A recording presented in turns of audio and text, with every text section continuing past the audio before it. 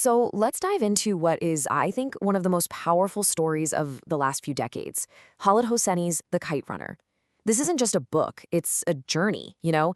It really gets to the heart of friendship, the devastating price of betrayal, and that long, winding road to redemption. So much of what this story is about is just packed into this one single haunting line. It's this dark premonition, right? It tells you everything's about to change. A season, a friendship, an entire world is about to break. And everything spirals out from this one moment. All right, so our story kicks off in the 1970s, in our really vibrant pre-war Kabul, Afghanistan. And at its heart, we have two young boys, Amir and Hassan. These two are inseparable, they're the best of friends, but from the moment they were born, they were destined to live in two completely different worlds. I mean, the contrast between these two boys, it could not be more stark. You've got Amir, who's the son of this wealthy, super respected Pashtun guy named Baba, lives in what's basically the most beautiful house in the whole district. And then there's his best friend Hassan. He's the son of their servant, and he lived in this small mud shack right there on the property. It's this constant visual reminder of the huge gap between them, master and servant. But this divide, it goes so much deeper than just money. See, Amir is a Pashtun, the dominant Sunni ethnic group in the country. Hassan, on the other hand, is a Hazara, a Shia minority that has faced generations of persecution, something Amir actually discovers in a hidden history book his teachers never talked about. This unspoken social hierarchy is the very foundation their friendship is built on, which makes their bond both incredibly special and, well, dangerously fragile. And then you have Baba, Amir's father. He's this larger-than-life figure, respected by literally everyone. But he's also really emotionally distant from his own son. Amir just feels like he's constantly falling short, and he craves his father's approval more than anything else in the world.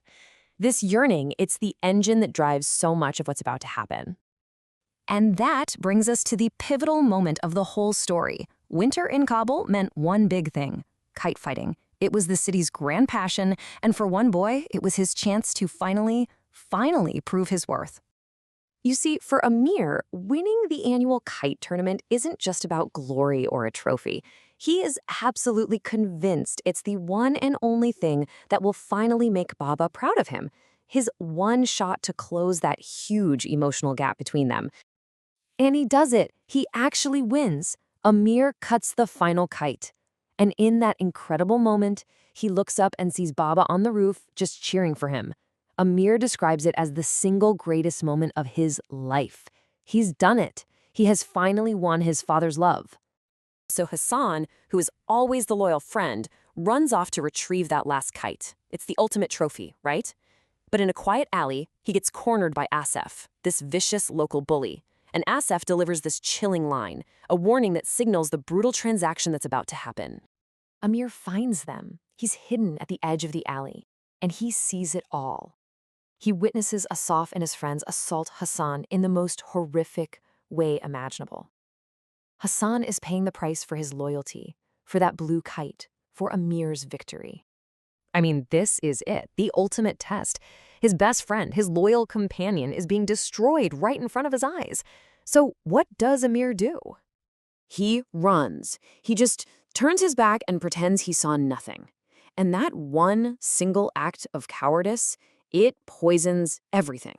It absolutely shatters their friendship, and it saddles Amir with this crushing guilt that's going to follow him across continents and for decades to come. Pretty soon after that, the Soviet Union invades Afghanistan. The country just descends into war, and Amir and Baba are first to flee.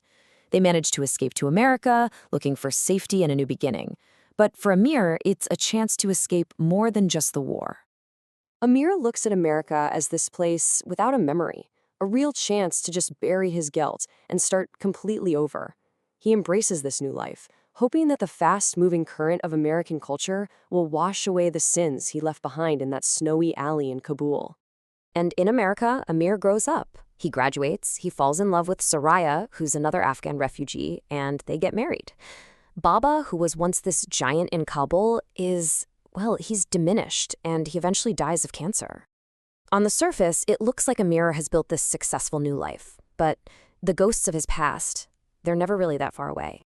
So years go by. Amir is a published author now. He's married, living a quiet life in San Francisco. Then, one day, the phone rings. It's a call from Pakistan, from a voice he has not heard in years, and it is about to drag his past right back into the present. It's Rahim Khan, Baba's old friend and business partner. He's dying, and he has one last request for Amir.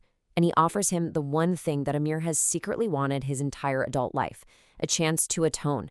He tells him there is a way to be good again. But to earn that redemption, he has to face the truth. And Rahim Khan reveals a secret, a lie that has shadowed not just Amir's life, but his father's as well. And believe me, this secret changes absolutely everything. And here it is, the devastating truth. Hassan wasn't just the servant's son. He was Baba's son too. He was Amir's half-brother. And just like that, everything clicks into place for Amir. He suddenly understands his father's hidden guilt, his own deep-seated jealousy, and the true, terrible depth of his own betrayal. Rahim Khan then tells him that Hassan and his wife were executed by the Taliban, and they left behind a young son, Sohrab. And now that little boy is missing. So Amir's path to being good again, it means going back to an Afghanistan that he would not even recognize. Now, this is not a simple journey. He has to go into a war zone run by the Taliban, find his orphaned nephew, and somehow rescue him. And to do that, he has to face the one person who embodies all the horror of his past, the bully from the alley, Asif, who, it turns out, is now a powerful Taliban official. The Kabul that Amir returns to is just a ghost of the city he once knew. The vibrant streets are now filled with rubble. The soccer stadium of his youth is now a stage for public executions. Everywhere he looks, the joy and innocence of his childhood has been replaced by fear and oppression. After a brutal, brutal confrontation, Amir manages to rescue Sohrab and bring him to America. But the boy is traumatized. He's silent. Then one day, in a park, they see people flying kites. Amir flies a kite for Sohrab, and as it soars, he speaks the same words Hassan once spoke to him, "For you 1,000 times over." And for the first time in his life, Amir runs towards something, not away from it. Look, the ending isn't simple. It's not a perfectly happy, tied up with a bow kind of thing. And that's because redemption isn't just one single act, right? It's a lifelong process.